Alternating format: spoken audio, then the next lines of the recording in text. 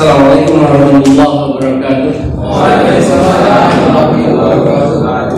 Alhamdulillahirabbil alamin. Alhamdulillahi nahmaduhu wa nasta'inuhu ala umuri dunya waddin. Wa na'udzu billahi min shururi anfusina wa min sayyiati a'malina. May yahdihillahu fala mudilla lahu wa may yudlil fala hadiya lahu. Asyhadu an la ilaha illallah wa asyhadu anna Muhammadan abduhu wa rasuluh. Allahumma shalli ala Muhammad wa ala ali Muhammad kama shallaita ala Ibrahim wa ala ali Ibrahim. Wa barik ala Muhammad wa ala ali Muhammad kama barakta ala Ibrahim wa ala ali Ibrahim innaka Hamidum Majid. Amma ba'du. Dan Bapak sekalian yang saya hormati, alhamdulillah kita masih dianugerahi kesempatan hidup usia dan insyaallah berkah karena kita hadir di sini yang tidak semua orang punya kelonggaran, kemauan, nggak ada niat sehingga dalam hidupnya tidak bertambah ilmu yang dia dapat. Nah, di kesempatan yang baik ini kita akan bicara seputar beban. Kemudian termotivasi nanti bukan sebatas di ilmu yang masih teori, tapi kita lupakan dalam bentuk menyembelih beban. Karena nggak ada ketakwaan yang paling utama di bulan Dzulhijjah kecuali mengucurkan darah beban. Layanan Allah nggak pernah berubah darah dan dagingnya, tetapi takwa. Nah, takwa itu menjadi utama, dan mungkin ketakwaan di bulan Dzulhijjah itu bukan dengan sedekah biasa atau puasa atau sholat, tetapi dengan beban. Sampai jam berapa? Karena mulainya 7:30. Setengah 8 sesuai dengan kuota dan tadi lebih gak apa-apa bagi yang mau sampai jam 10. Gak usah ditulis karena rugi gak melihat wajah saya. Masalah saya kan tidak rutin di sini. Ini hanya sebagai badal. Namanya badal ya musiman. Kalau pas hatinya seneng serak dia diundang, kalau pas enggak itu lewat. Jadi bahan saya kadang dipakai, kadang enggak. Yang nggak gembos kan nggak pernah dipakai. Nah, itulah nasib saya di sini. Gak usah ditulis karena udah ada di WA, tinggal kirim aja. Jadi mungkin dengan tulis dan nggak akan lengkap. Udah tulisannya jelek. Nah, tulisan mencerminkan mana. Semakin jelek orangnya, tulisannya nggak kuat. Ini saya bicara fakta. Baik Bapak Ibu, kita bicara tentang ini. Ceramahnya 1 jam. Lalu saya jawabnya 1 jam. Jadi ya. Celak. Ini kan hari ini. Oke, tapi yang penting adalah ceramah saya 1 jam. Bahwa setelah itu mau ada yang jawab, boleh, mau tidak ya silahkan. Atau yang ada uzur boleh keluar. Bulan mulia ini hanya merefresh karena tiap tahun panjenengan kan mesti udah tahu nih. Surat ke-9 ayat 36 Allah berfirman bahwa 1 tahun itu ada 12 bulan. Lalu di antara 12 bulan itu ada 4 bulan mulia. 4 bulan mulia itu mana? Hadis yang menjelaskan minha arba'atun. Hadis riwayat Bukhari Muslim jelasin bahwa salah satu ada 3 mutawaliyatun yang berurutan. Zulqa'dah ini sekarang kita tanggal berapa nih? Udah hampir selesai 28 ya. Zulqa'dah, Dzulhijjah dan Muharram berturut-turut. Lalu ada Sawaban. Gimana itu bulan mulia? Sebaiknya kita isi dengan amalan yang utama. Amalan yang utama itu gimana? Kalau sholat itu 5 menit durasinya. Kalau ngaji itu 1 jam. Kalau puasa 16 jam. Berarti amalan yang utama itu adalah puasa. Gimana puasa di bulan Dzulhijjah? Tarjim memutuskan bahwa nggak ada amal saleh yang lebih utama yang Allah sukai kecuali di 10 hari pertama. Maksudnya ya tanggal 1 sampai 9, hari ke-10-nya kan Idul Adha. Gimana itu sekalipun di jihad? Nabi bilang iya, sekalipun jihad itu nggak malahkan, kecuali jihadnya dengan harta dan nyawanya itu nggak balik lagi. Falam yarji min dzalika bisyai, berarti mati syahid. Nah, kalau mati syahid tetap lebih utama. Tapi kalau pulangnya masih dalam keadaan sehat, dapat harta ghanimah, itu masih lebih puasa, lebih baik puasa. Jadi usahakan kita puasa mulai tanggal 1 sampai 9. Pak, kalau nggak bisa tanggal 1 sampai 9, boleh nggak cuma 1 hari puasa, 1 hari enggak? Silahkan. Karena ini bulan mulia. Bulan mulia itu beda dengan bulan biasa. Orang mulia kan beda dengan orang biasa. Kayaknya saya termasuk orang mulia.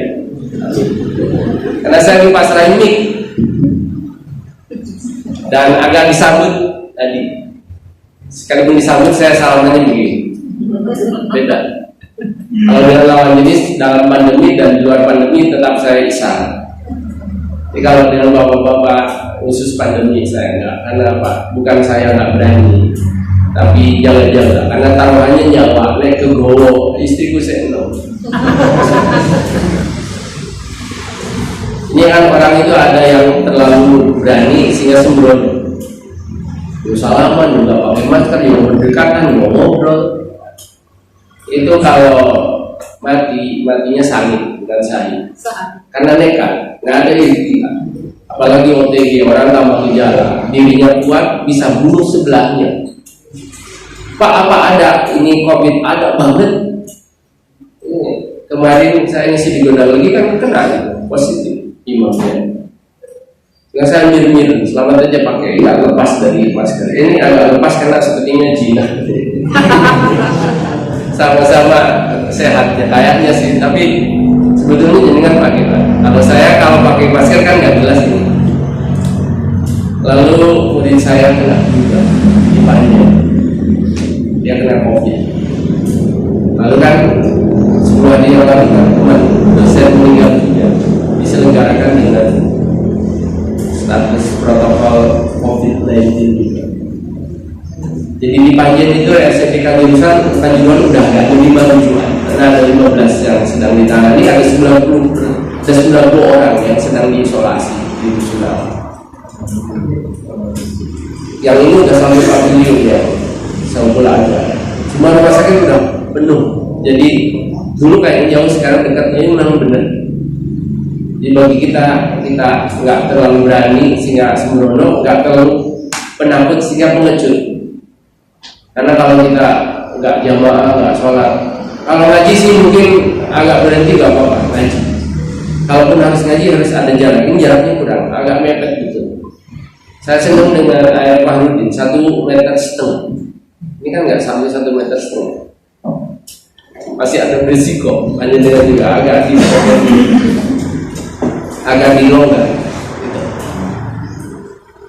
Dan ini adalah akan lama. Kuliah sudah diputuskan sampai akhir tahun ya. Pembelajaran juga sama. Vaksinnya belum tentu.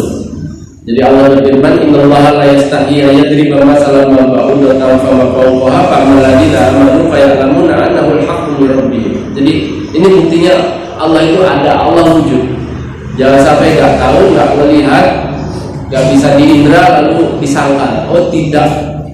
Jadi Allah juga mengirim ini untuk menyadarkan kita. Yang kedua adalah kematian itu dekat, karena meninggalnya tanpa gejala, tahu-tahu sesak lalu meninggal juga. Dan kita sedang antri ke sana. Lalu sekarang ini kita sedang persiapan, karena yang nanti akan dibawa itu adalah amal soleh. Amal bisa soleh kalau disertai ilmu. Untuk dapat ilmu harus susah-susah kayak kita seperti ini. Kalau sudah dapat ilmunya diamalkan. Kalau diteorikan itu akeh tunggalnya. Iblis itu kurang apa? Ya pintar banget. Tapi karena dia tidak mau tunduk patuh taat, akhirnya nggak bahagia bahkan selamanya. Kalau enggak dari hari ke-1 sampai ke-9, setidaknya itu adalah di hari ke-9-nya, karena itu namanya Arafah. Jadi Nabi itu selalu puasa 1 di tanggal 9-nya Dzulhijjah. Kalau enggak gitu Nabi di Asyura 10 Muharram. Kalau enggak gitu juga Nabi selalu membiasakan di 3 hari setiap bulan. Dan Nabi selalu di Senin dan Kamis. Jadi kalau kita ambil 3 hari berarti sebulan dapat 3. Kalau ambil Senin Kamis berarti sebulan dapat 8. Kalau ambil sehari puasa sehari tidak, berarti 1 bulan dapat 12. Tapi khusus bulan mulia kita usahakan. Karena apa? Luar biasa, utamanya dilipat gandakan. Jadi ada bulan mulia, ada tempat mulia, ada orang mulia. Orang mulia jelas Nabi ya. Tempat mulia Masjidil Haram. Di situ kita sholat 1 rakaat lipatannya 100.000 kali. Jadi bulan mulia, orang mulia, tempat mulia itu nggak berpengaruh apa-apa kalau kita ini pasif. Jadi kita harus aktif mengisi dengan ketaatan, maka lipat ganda utamanya itu. Puasa Arafah itu agak spesial. Bahasa redaksi hadisnya siamu yaumu, puasa di hari, bukan siamu makan, puasa di tempat. Jadi tadi mengambil bahwa Arafah itu baru puasa kalau masuk harinya, bukan masuk hajinya. Hari Arafah itu mana? Di tanggal 9 itu. Aku berharap aku berharap kepada Allah bisa mengampuni dosa setahun sebelumnya dan setahun sudah. Jadi depan belakang. Kok bisa gini ya? Karena ini hari mulia, bulan mulia, sehingga utamanya luar biasa, lipat ganda. Kalau Ramadan puasanya sebulan, diampuni dosa yang telah lalu. Ghufira lahu ma taqaddama min dzambi. Itu Ramadan. Sebulan ngampuninya cuma yang lalu-lalu aja. Ini cuma sehari, kok ngampuninya bisa depan belakang? Ya karena ini hari Arafah, di mana banyak orang yang doanya didengar, banyak orang yang dibebaskan dari api neraka, dan tidak banyak orang yang bisa berhaji. Yang bisa berhaji di sana dikabulkan, diampuni dan tidak puasa. Yang tidak berhaji boleh jadi selamanya, Allah tetap ngasih kompensasi dengan puasa, dan itu mencukupi. Karena apa? Diampuni dosa setahun sebelumnya, setahun sesudahnya. Berapa lama? Cuma 16 jam. Pak, kerina nggak sampai sahur, tetap puasa. Pak, niatnya boleh kalau sunnah itu di tengah, selama belum makan dan minum. Jangan habis mecel, habis minum, habis kopi baru niat. Pagi hari itu keliru. Jadi anak istri, saudara, tetangga, teman dekat ajak untuk puasa. Karena cuma sehari, tapi keutamaannya luar biasa. Tapi bukan berarti setelah puasa dapat 1 hari Arafah itu lalu pasif gak banyak melakukan amal soleh, bahkan berbuat dosa kecil. Percuma kayak gitu. Jadi maksud akumulasi diampuni dosanya itu akan kelihatan orang semakin taat semakin baik. Jadi inna min alamati qabulil hasanah al hasanatu ba'duha. Betulnya tanda indikator orang itu diterima amal baiknya, amal ibadahnya, itu dia akan melakukan amal ibadah berikutnya, memproduksi kesalehan sebanyak mungkin. Bukan tambah kendor apalagi sampai berhenti, tapi tambah semangat lalu memburu. Nah, orang-orang pada bertanya, gimana itu Nabi ini kayak puasa apa enggak ya? Qala ba'duhum, sebagian yang lain berkata sohimun, Nabi itu lagi puasa. Wa qala ba'duhum, yang lain lagi bilang laisa bisohimin, enggak, Nabi enggak lagi puasa. Lalu akhirnya Umi Fadl itu bawain fa'arsalat ilaihi biqadahin labani, membawa semangkuk susu, dikasihkan pada Nabi, pawan syaribun. Nabi itu meminum susu itu di atas untanya. Oh, berarti ini Nabi enggak lagi puasa. Lalu diambil simpulan bahwa bagi orang yang sedang di Arafah tidak puasa, adapun yang tidak di Arafah tidak sedang haji maka tak puasa. Itu yang pertama. Yang kedua, hadis ini mengabarkan ke kita bahwa Nabi itu selama ini telah rutin puasa Arafah. Karena haji Nabi itu kan sekali ini di haji wada tahun ke-10. Orang bertanya-tanya, ini Nabi itu biasanya puasa, paling lagi puasa. Orang lain enggak, aku ini lagi di Arafah, ini dibalik susu untuk dibuktikan ternyata nggak puasa. Dengan kejadian ini membuktikan bahwa Nabi itu hajinya memang sekali, tapi puasanya telah berulang kali jauh sebelumnya. Oleh karena itu untuk kasus puasa Arafah bukan kalau ketika haji di Arafah lalu puasa. Yang kedua, kalau nggak ada haji nggak ada puasa, nggak gitu. Ada haji nggak ada haji, ada wudhu atau tidak, untuk puasa Arafahnya tetap. Karena apa? Siamu yaumu Arafah, puasa itu di hari Arafah tanggal 9. Ini menjadi pegangan. Jangan sampai kita nggak puasa karena jelas beda. Arab itu 4 jam dari kita. Jadi kalau zuhur masuk Arafah, kira-kira di sini udah jam 4. Masa mau sahur jam 4 sore? sahur itu ya jam 4 subuh, bukan jam 4 sore. Andai kata kita puasanya tanggal 9 masuk subuh sahur, itu hukumnya masih dapat karena sorenya itu mereka masih mulai buku. Itu. Karena kalau sudah pernah dijelaskan oleh yang lain-lain ya, karena ilmunya kayaknya nggak jauh beda. Nah, untuk puasa Arafah itu luar biasa. Jadi tidak ada hari yang banyak mengampuni manusia kecuali ini adalah hari Arafah.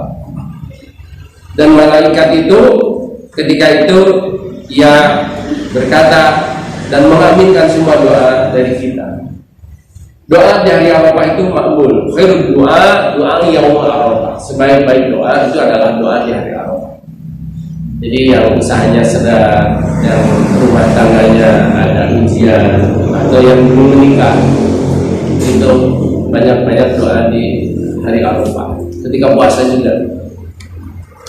Dan Nabi bersabda, "Maqul ana wan nabiyyu min qabli." Jadi ada sebaik-baik zikir wirid doa yang aku dan para nabi sebelumnya itu mengucapkan, yaitu la ilaha illallah wa la syarikalah lahul mulku wa lahul hamdu wa huwa ala kulli syai'in qadir. Saya baca di tim tanya jawab itu ketika kita baca 100 kali, ini sama dengan membebaskan 4 orang budak. Satu budak 150 juta kali 4 berarti 600 juta. Sama dengan benteng dari gangguan setan yang kena sihir, pelet, santet, itu rutinkan. Atau yang sering mimpi buruk di malam hari, yang sering bangun malam itu zikir ini 100 kali pada pagi hari, 100 kali pada sore hari. Ini juga kita bisa baca setelah sholat subuh sambil menunggu duha. Dan ini sebagai penggenap ya dari wirid zikir kita. Setelah subhanallah, Allahu akbar 99, maka penggenapnya adalah la ilaha illallah wahdahu la syarikalah lahul mulku wa lahul hamdu wa huwa ala kulli syai'in qadir. Isinya adalah sahur.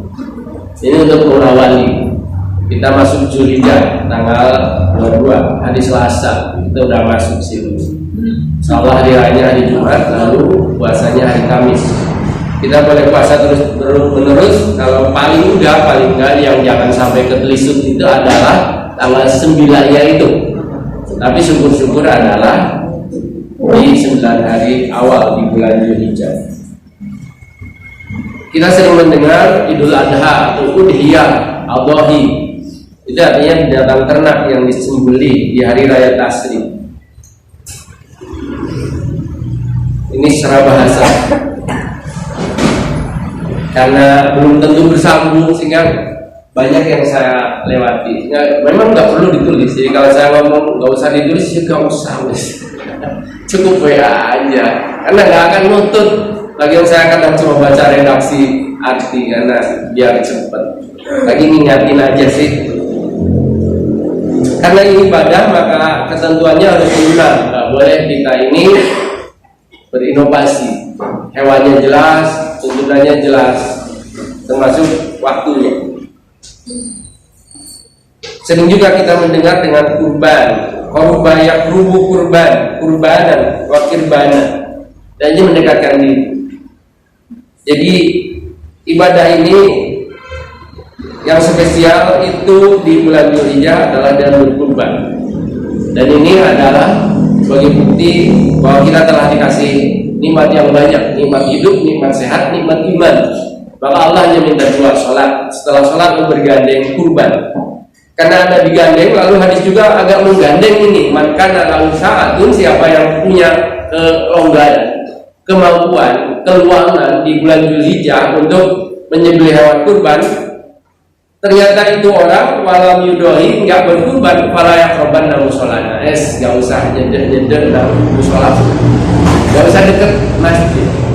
Kalau nggak usah jamaah, nggak usah ikut sholat, nggak apa-apa. Deket masjid aja nggak boleh. Bagi siapa? Orang yang kira-kira orang itu pada mampu nggak? Aslinya mampu banget, cuma nggak punya kemauan, nggak punya nih. Ya kalau buka di YouTube itu klik itu ada mbok sumi yang landainya masih tanah, dindingnya masih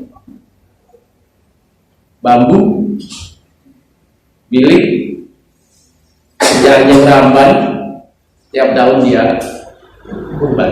Ketika ditanya kenapa, aku ingin nanti kalau mati penak, kalau meninggal dunia mudah. Bahasa agamanya husnul khotimah. Jadi kalau diniatkan bisa. Kalau nggak ada kemauan, nggak akan pernah. Ya Pak, tahun mungkin kurbannya perasaan. Dan kurban itu agak spesial. Boleh diniatkan untuk keluarga. Bahkan nanti kita telusuri menurut redaksi hadis, yang telah wafat juga bisa mendapatkan. Yang nggak boleh itu diniatkan secara khusus bagi yang telah wafat, kecuali itu wasiat. Karena keutamaannya luar biasa, maka usahakan setahun itu kita kurban seekor kambing untuk satu orang, tapi niatnya diniatkan untuk keluarga kita, baik yang masih hidup maupun yang telah wafat. Kalau dibanding-banding, HP punya selalu beli pulsa, kadang ke kuliner, itu kalau dihitung-hitung melampaui harga kambing. Kambing lepas murah 2 juta masih ada, karena keutamanya luar biasa. Fi kulli sa'ratin hasanah, setiap helai bulu itu kebaikan. Jangan hitung bulu kambing, bulu punya kita nggak pernah dihitung, saking banyak. Kalaupun mau ngitung bulu kita, kenapa kurang kerjaan? Apalagi sampai ngitung bulu kambing, itu tak benar. Tapi nyontohkan bahwa itu adalah banyak banget gitu aja. Dan saya percaya, makanya kalau sudah jelas dalilnya kayak gini, maka tinggal usaha. Ada di situs Tajiwari itu, boleh nggak kurban dengan hutang? Ya kalau bisa bayar boleh, tapi kalau nggak bisa bayar ya nggak usah. Karena tuas kesempat. Bunyi hadis kan, man kana lahu sa'atun, siapa yang punya kelonggaran, nggak longgar, sempit, sumpah ya nggak usah. Tapi kalau kurang dikit ya hutang. Kalau kurang dikit dan kemungkinan bisa bayar, ya bismillah, insyaallah Allah akan bukakan jalan. Diniatkan untuk diri, ada minni wa min ahli, dariku dan dari keluarga. Satu aja, Pak, kurban satu keluarga ada 7 satu-satu boleh nggak? Oh boleh banget Pak, saya nggak mau kambing sapi, oh tak berjempol. Cuma yang gitu itu kan nggak banyak. Kurban satu aja kadang itu usahain, dan akhirnya bisa juga. Tergantung niat ya kita. Jadi kurban ini adalah syiar. Jadi syiar di bulan Dzulhijjah itu yang dengan menyembelih hewan kurban. Bukan cuma ikut sholat aja. Kalau ikut sholat kan banyak tunggalnya, tapi yang berkurban kan nggak banyak. Apalagi di desa itu, namanya kurban itu ditunggu. Orang yang darah tinggi aja berani kok makan daging kambing. Ketika ditanya tuh, "Bo iki ya Allah kambing?" Jawab, "Bo iki barokah hewan kurban." Punya keyakinan seperti itu. Dan orang di kampung itu kadang makannya memang setahun sekali, makanya namanya hari raya dan dibuat 4 hari. Nah biasanya ya cuma pecel ketemu dengan tempe tahu. Begitu ada daging itu kalau pas selamatan, pas 7 hari, 100 hari, 1000 hari masih ono 5 irisan daging ayam. Terus lagi rawon masih itu duduknya, bahannya itu dan nasinya banyak. Nih kalau ada dagingnya, dianggap hari raya itu. Apalagi kalau sampai pulang bawa berkat, dia kata barokah, bawa berkat, wah itu senangnya sekali. Jadi kita bersedekah, kita berbagi, kita memuliakan tetangga, termasuk yang nggak punya. Tapi bagi kita itu dapat pahalanya itu aja. Pertama adalah karena syukur nikmat. Jadi mensyukuri nikmat hidup. Tidak semua orang itu dikasih usia yang panjang, apalagi sampai berkah.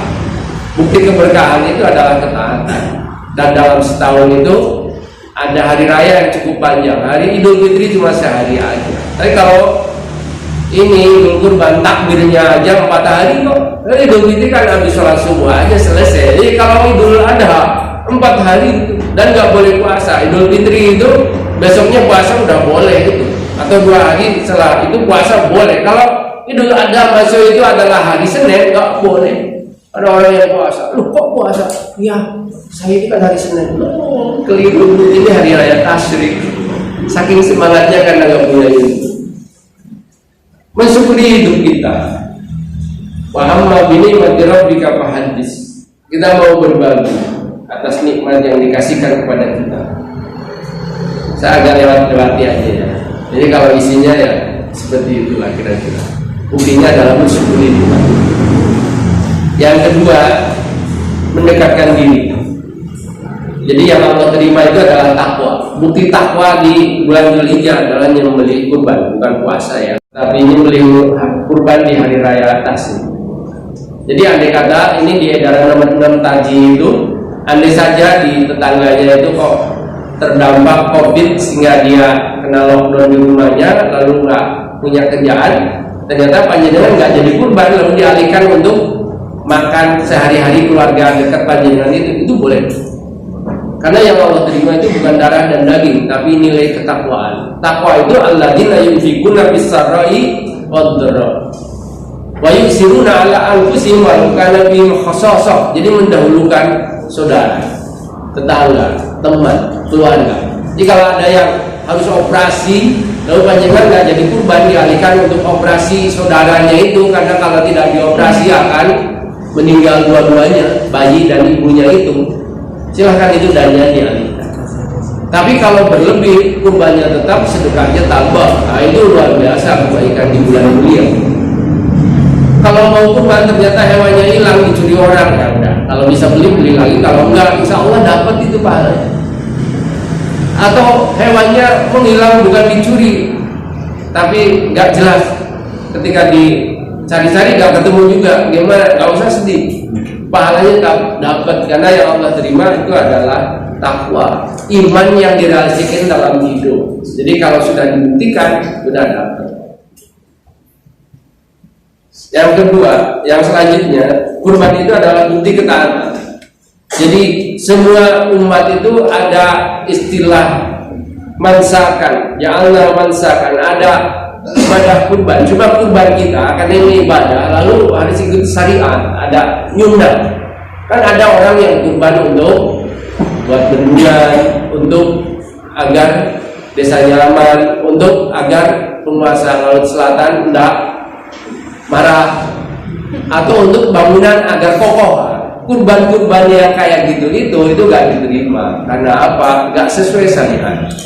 Jadi untuk tolak bala itu bukan lewat kurban-kurban yang menjadi sesungguh sesajen sandingan, cawisan, sedekah bumi, sedekah gunung, sedekah laut, bukan begitu. Itu justru berkaitan dengan akidah.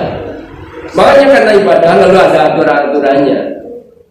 Yang kedua, yang selanjutnya, dari tadi kedua dulu. Layak di yaumul qiyamah, akan datang di hari kiamat, bi quruniha wa adlabiha wa as'aliha, akan datang dengan tanduk, akan datang dengan kuku, akan datang dengan bulu, dengan semua hewan yang dikurbankan. Tapi hadis ini ternyata dhaif.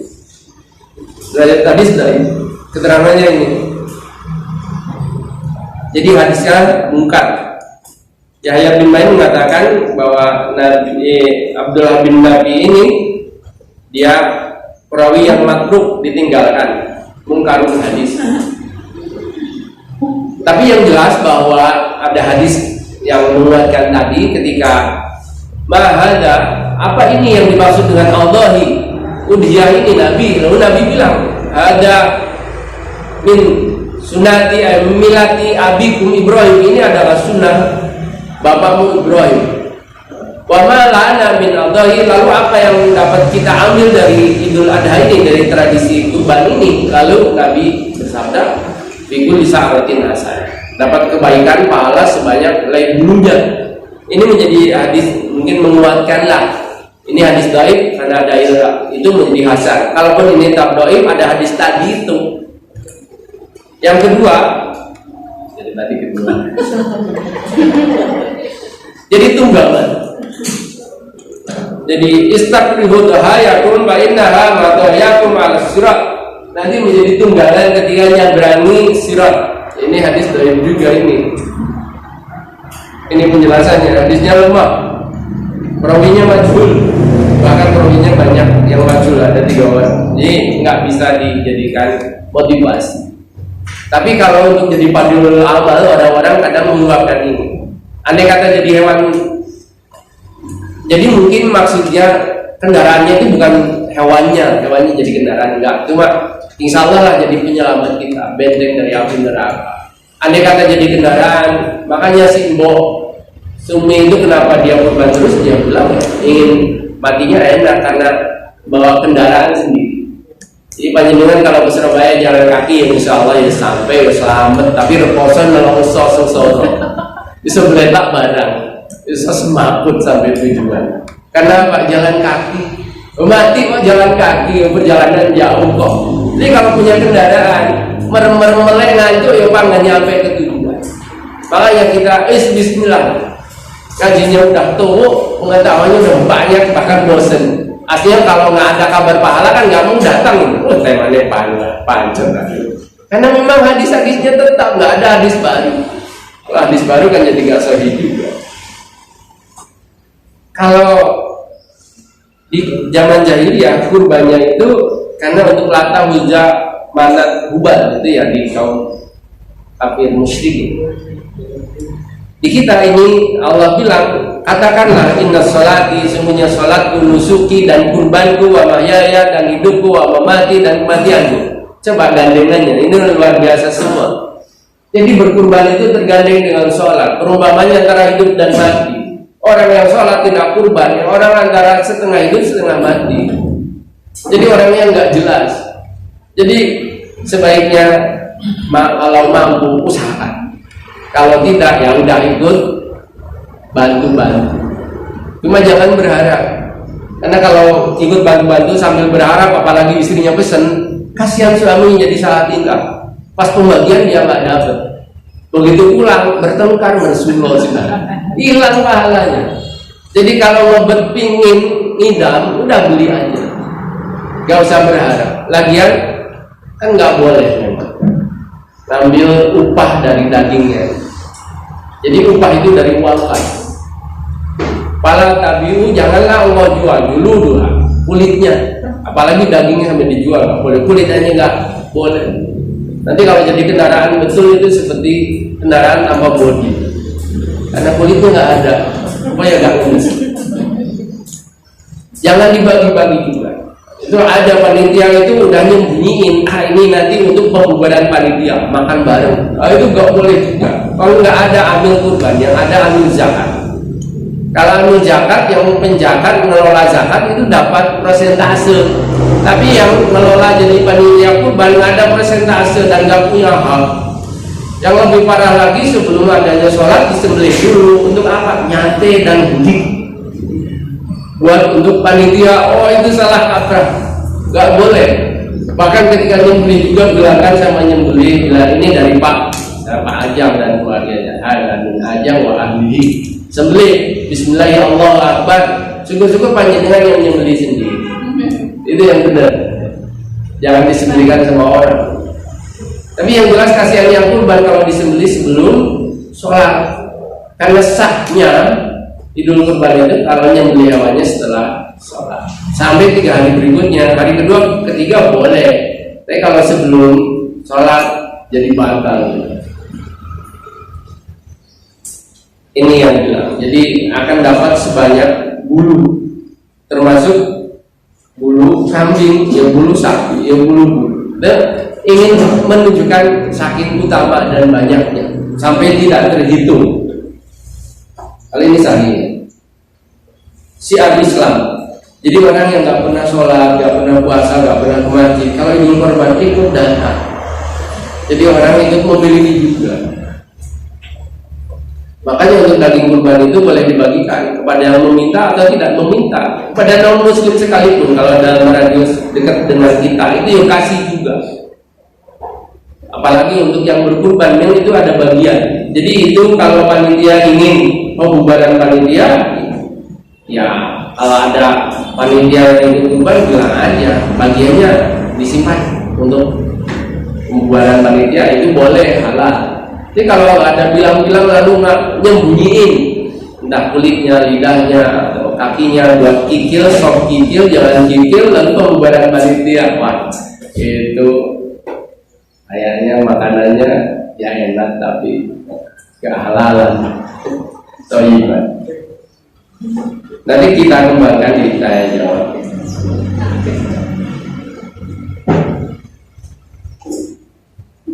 Lalu tidak memotong kuku dan rambut bagi yang mau kurban. Man kana lahu dibun, man itu siapa? Manusia yang mempunyai hewan.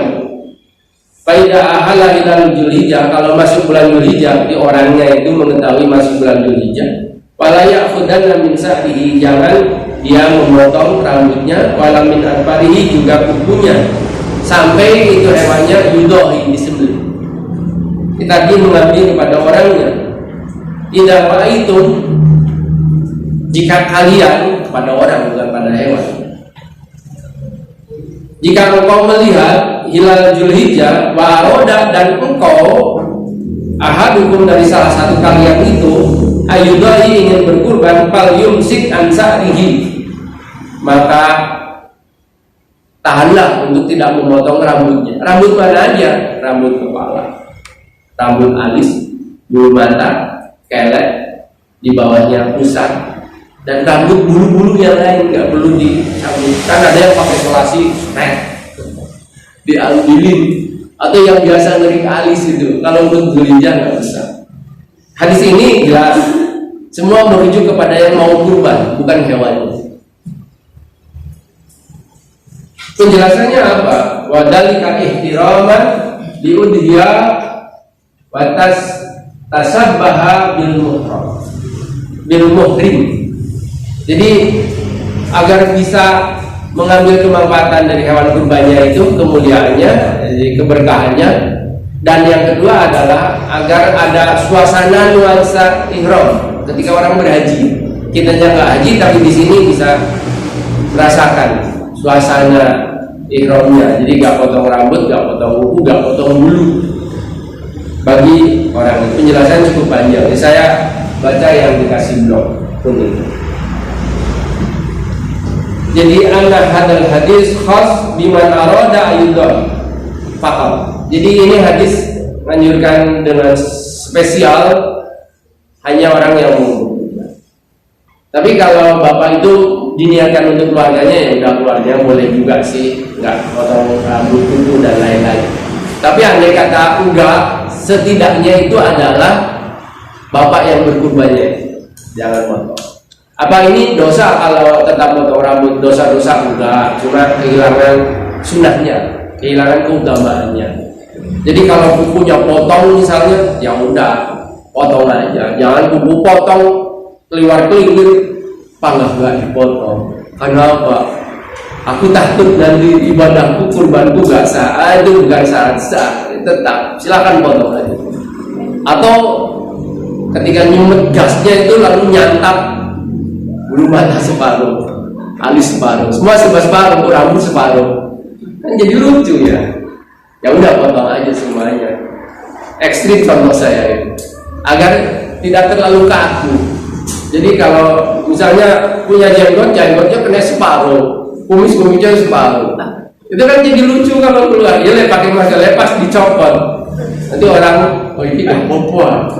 Nah kalau tua kok malah ini, malah diternonang lawang borong. Padahal dia kaku menerima hadis ini, padahal gak gitu sih. Jadi kalau ada unsur, ya udah dibersihin aja itu kumis dan jenggot. Tapi sebetulnya potongannya ini masih ada kesempatan untuk potong rambut dan segala macam bulu. Aku bertanya kepada Abu Ayyub Al-Ansari, jadi berarti ini hadis dari sahabat ya. Karena rojul bidahi bisa ada orang yang berkurban dengan seekor kambing, lalu ia diniatkan untuk keluarganya, dan setelah itu ia makan bersama sampai semua orang merasa bahagia, senang dengan perbuatannya itu. Jadi Dari ini bisa diniatkan untuk keluarga. Anar rojulu yanharu anhu an alihi baiti. Jadi Imam Malik mengatakan bahwa ada seorang yang berkurban untuk dia dan untuk diri. Jadi boleh diniatin untuk satu keluarga. Jadi Nabi itu pernah bersabda, berdoa, Allahumma taqabbal min Muhammad, ya Allah terimalah ini dari Muhammad wa ali Muhammad dan keluarga Muhammad wa min ummati Muhammad summa doabi. Kemudian Rasulullah menyembelih. Rasulullah pernah berkurban dalam satu musim itu 100 ekor unta. Unta kan belinya gampang ya, sambil berdiri, jadi bisa aja sih.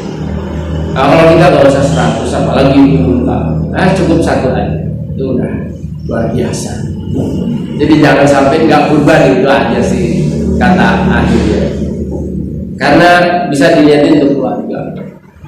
Kalau sholat kan nggak bisa. Misal Jumatan bapak-bapak, nah titip ya bapak lagi sibuk nih, wakil badan untuk keluarga jangan lupa jadi rumah nggak sholat juga. Itu nggak boleh. Kenapa? Karena nggak ada dalil. Jadi ibadah itu harus ada dalil.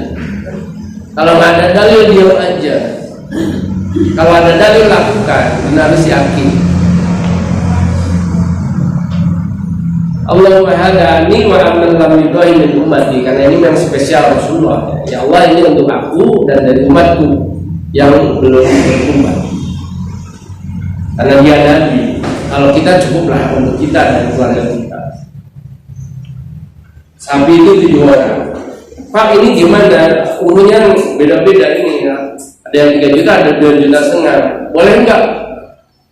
Semua ini urunannya agak lebih ini, lalu diserikatkan jadi 8 orang, tetap boleh. Harga sapinya dinaikkan, sapinya dibesarin, lalu serikatnya 8, enggak boleh. Tetap 7. Mau yang murah, mau yang mahal, tetap 7. Maksimal 7 misal. Kalau 1 orang boleh. Jadi justru kalau 1 orang boleh, yang 8 itu yang nggak boleh. Jadi dari Abbas yang berkata bahwa Rasulullah SAW itu pernah suatu hari di dalam bepergian, lalu masuk Idul Adha, pastarokna bil baqarah sab'atan wa bil ba'iri asratan. Jadi 7 untuk sapi dan 10 untuk unta. Tapi untuk 1 orang Rasulullah itu pernah nyembeli atas nama Aisyah di hari nahar itu 1 ekor sapi, dan sapinya sapi limosin istilahnya. Kita mau boleh, batas minimalnya itu minim 7, tapi nggak boleh maksimal dilebihkan untuk orangnya. Tapi kalau untuk sapinya 1 sapi ditanggung 1 orang boleh, tapi maksimal 7 orang, nggak boleh lebih. Dia udah paham sih untuk urusan ini. Lalu untuk kurban urunan gimana? Ini ada hadis yang cukup panjang bahwa kurban urunan pernah terjadi di masa Rasulullah, tapi ternyata hadisnya adalah baik. Di dalamnya terdapat 3 perawi yang majhul sekaligus, tidak dikenal, tidak ada orangnya, sehingga nggak bisa diterima. Jadi nggak ada istilah kurban urunan. Jadi yang di sekolah itu hanya pembelajaran, bukan kurban. Jatuhnya di sedekah. Jadi kalau mau kurban uang milik sendiri, niatin untuk keluarga, niatin untuk semua. Tapi kalau ngumpulin dulu urunan itu nggak ada. Apa boleh? Boleh, tapi kategorinya itu adalah sedekah, bukan lagi kurban. Untuk pembelajaran saja. Apalagi kalau kurban urunan PKK, urunan RT, boleh, cuma itu bukan kurban. Jadi kategorinya adalah sedekah. Dan nggak ada contoh sih ketua RT lalu berkurban ini atas namaku dan atas nama seluruh warga RT. Itu inovasi. Dalam ibadah nggak boleh dan nggak ada tuntunan. Jadi cukuplah untuk keluarga. Makanya kalau cari badal untuk haji juga kan keluarga, bukan ustaz, bukan kiai, bukan pemimpin, bukan mutawif, bukan leader, tapi anaknya, saudaranya, keluarga lah. Keluarga itu diniatkan nggak diniatkan nyampe. Kasus Subrumah yang menghajikan saudaranya, atau anak yang memang hadisnya bilang waladun sholihun, yang berdoa aja nyampe, apalagi kalau melakukan amal soleh. Itu. Pak, gimana ini istri meninggal dunia mau kurban tapi kedahuluan aja, boleh nggak saya berkurban atas nama istri? Boleh, karena itu wasiat. Ini ayatnya. Seperti yang masjid PDM kota itu wasiat istrinya ya, atau istrinya minta akhirnya dibangunin masjid. Tapi kalau nggak ada wasiat nggak usah. Jadi kurban itu boleh diniatkan untuk orang yang telah wafat kalau dia berwasiat. Kalau nggak ada wasiat, ya kita nyembelih aja lalu niatkan ini untuk keluargaku, baik yang masih hidup maupun yang telah wafat. Itu silakan. Tapi secara khusus bagi orang yang wafat itu nggak ada. Tetapi kalau ada wasiat itu boleh. Tapi wasiatnya yang benar. Yang nggak boleh itu adalah kalau wasiat dalam keadaan maksiat.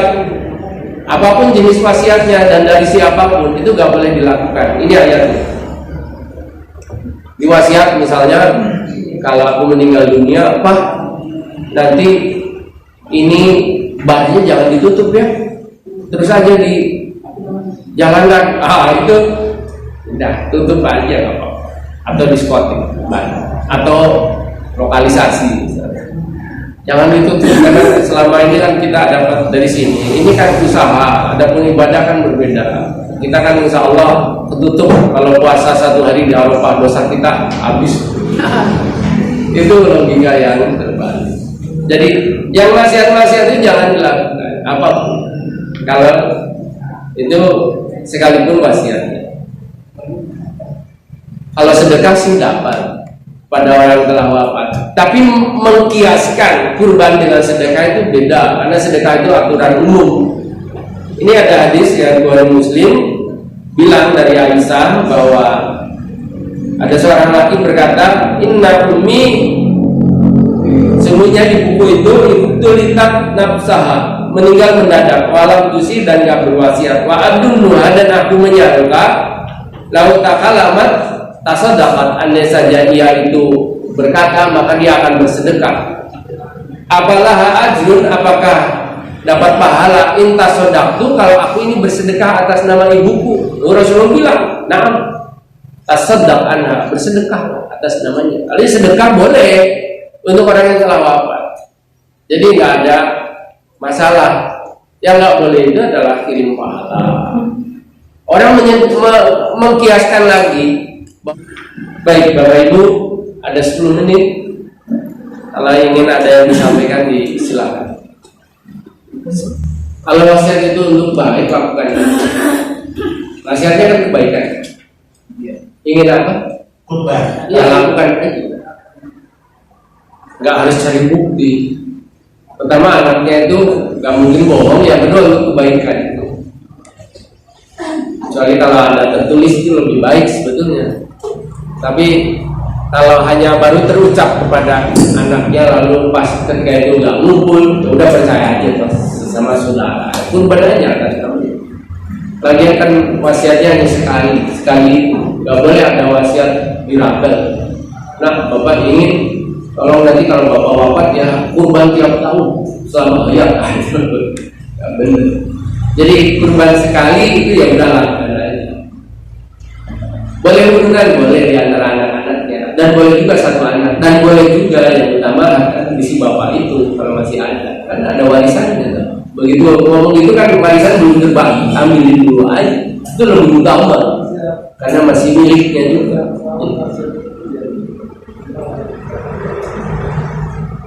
Nggak ada yang penting kurbannya bukan dari ibunya, dan kita udah ngerti semua tadi. Ini hanya merefresh aja. Saya paskan sampai jam 7:30 ya.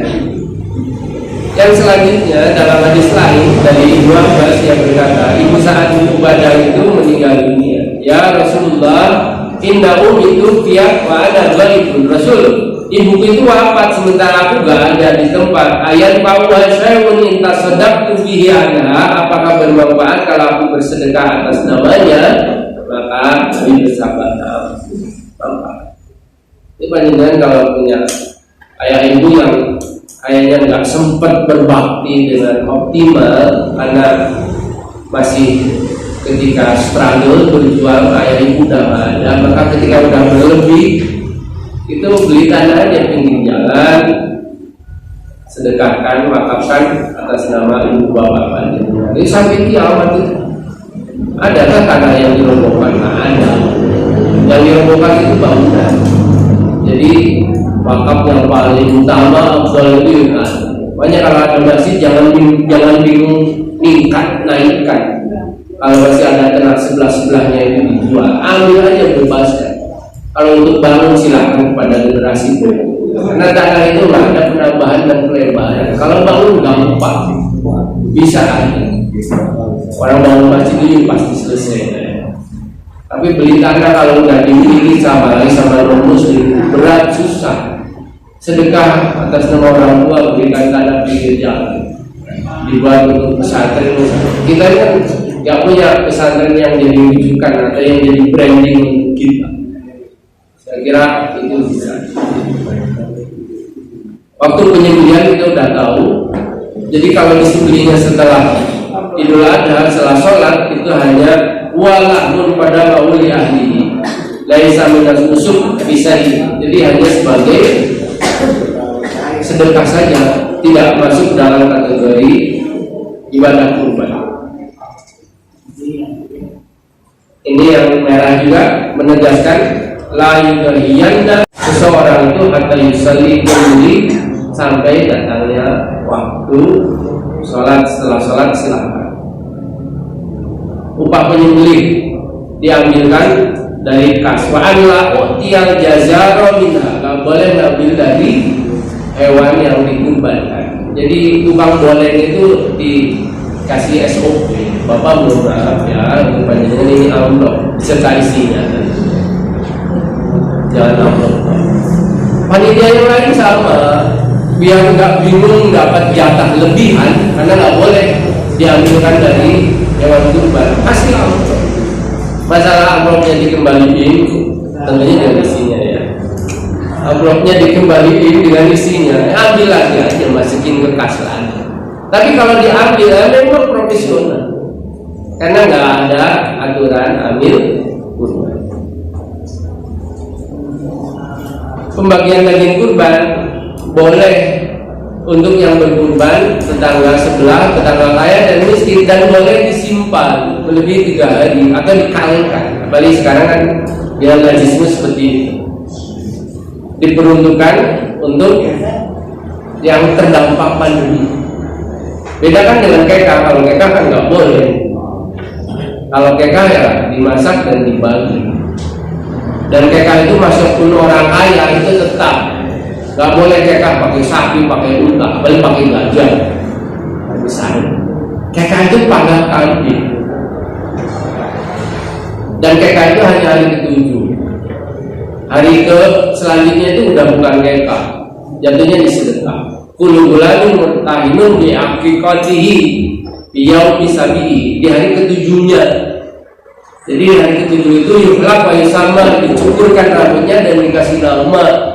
Pak, masalahnya ini saya belum kekah, ini pas waktu kurban. Kekah dulu apa kurban dulu? Ya kurban.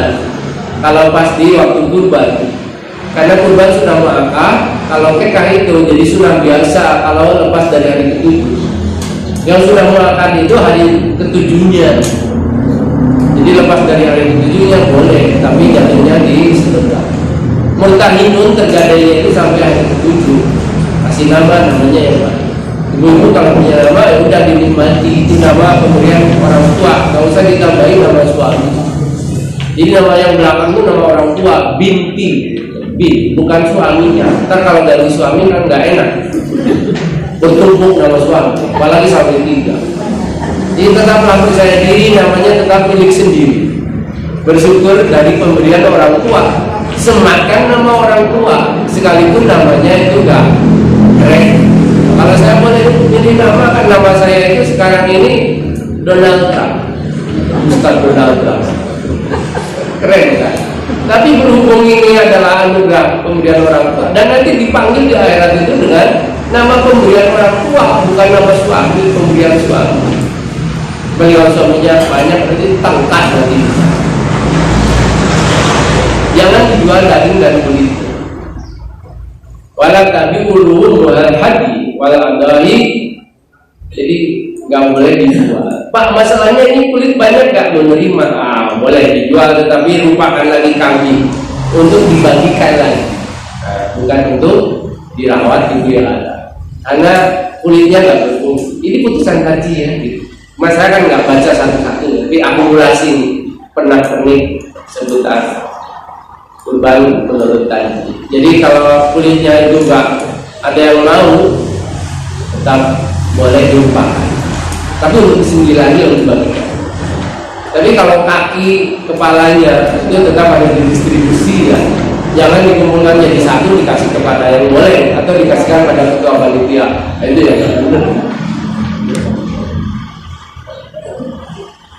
Lebih dari 3 hari boleh dikulkas atau dibuat sarden. Hadisnya ini. Karena udah terdistribusi semua udah pada kebagian. Hewan kurban itu kan saya mesti dapat dari mana-mana, termasuk dari tempat-tempat pengajian. Cuma dari sini belum ada. Ini di sini berharap. Salahnya bagus. Di sini berharap. Jadi ada tempat-tempat yang saya bina itu sampai jauh ada tempatnya. Dan yang dikasih mesti sapi. Nah ini edisi catatan khusus ini. Sapi. Jadi kalau ada kambing, ada sapi, saya pilih sapi. Ada ayam, kambing, sapi, saya pilih sapi karena lebih enak sapi. Cuma juga ya. Jadi boleh disimpan kalau sudah semua kebagian. Yang nggak boleh itu adalah berkurban dengan cacat, buta sebelah, pincang, sakit, tidak ada susu, udah kuning kerontang, tidak ada dagingnya. Jadi milik kurban itu yang sempurna. Pertama itu akan kita dapat nanti. Buta sebelah kayak bajak laut aja, pincang nggak bisa pakai tongkat, boleh kalau sakit. Jadi buta yang jelas butanya, sakit yang jelas sakitnya, pincang yang jelas pincang, atau kurus yang jelas kurusnya. Tapi yang telinganya sobek, berubah dan terpotong, karena pernah itu panggung baru timbian. Itu gimana? Boleh. Tanduknya patah kena harus disambung, boleh. Tapi mati ya, ekornya putus atau habis itu diri, itu semua boleh. Pak kurban dengan yang hewan betina boleh nggak kalau nggak ada lagi yang jantan? Karena betina itu kan diharapkan bisa untuk bibit babon. Tapi jantan itu biasanya lebih besar ya.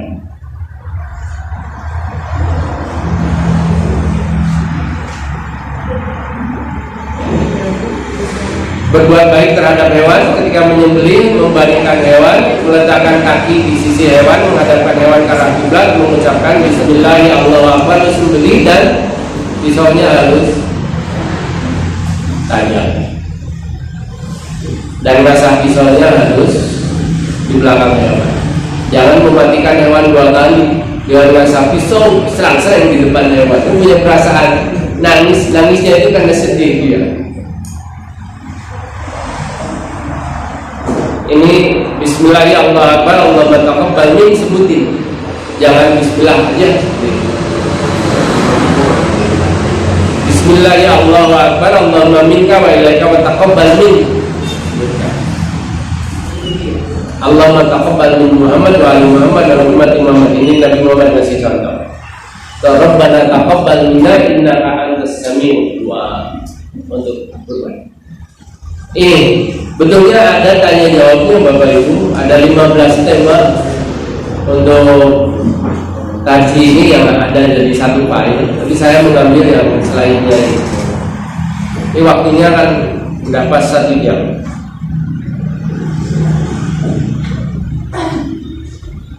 Ini judulnya yang asli.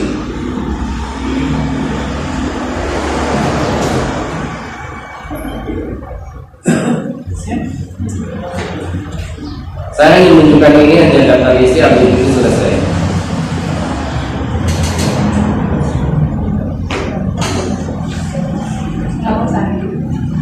Jadi satu perintah berkurban yang ini nanti saya share lewat WA ya.